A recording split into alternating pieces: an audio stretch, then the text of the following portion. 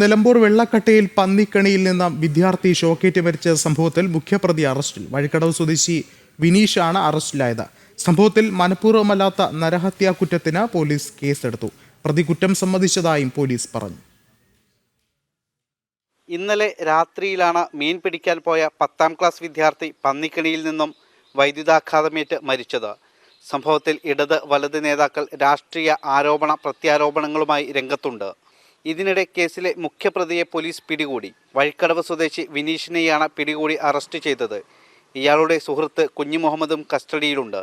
ഇവർ കാട്ടുപന്നികളെ വേട്ടയാടി പിടികൂടി വിൽക്കുന്ന സംഘമാണ്. ഞാൻ ചോദ്യം ചെയ്തുകൊണ്ടിരിക്കുന്നേ ഉള്ളൂ. മുന്നത്തെ ഉള്ളതായിട്ടൊന്നും പറഞ്ഞിട്ടില്ല. മറ്റു കേസുകളൊന്നും ഇതുപോലെ ഉണ്ടായിട്ടില്ല. അത് പിന്നീട് അന്വേഷണത്തിൽ അവരുടെ റിപ്പോർട്ട് വാങ്ങിച്ചതിന് ശേഷം കൂടുതൽ നടപടി കുറ്റസമ്മതം നടത്തിയിട്ടുണ്ട്. ഇതുവരേക്കും തെളിവായിട്ടില്ല. ഇനി കൂടുതൽ പങ്കുള്ളൂ.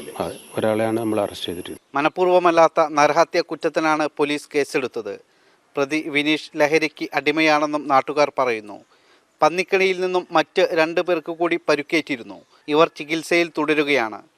മരിച്ച ജിത്തുവിൻ്റെ ശരീരത്തിലെ മുറിവുകൾ കത്തിക്കരിഞ്ഞ നിലയിലായിരുന്നുവെന്ന് പോസ്റ്റ്മോർട്ടം റിപ്പോർട്ടിൽ പറയുന്നുണ്ട്.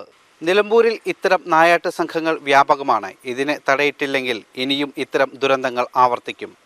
നിലമ്പൂരിൽ നിന്നും ക്യാമറാമാൻ കൃഷ്ണകുമാറിനൊപ്പം ശിവദാസ് കന്മനം, ജനം.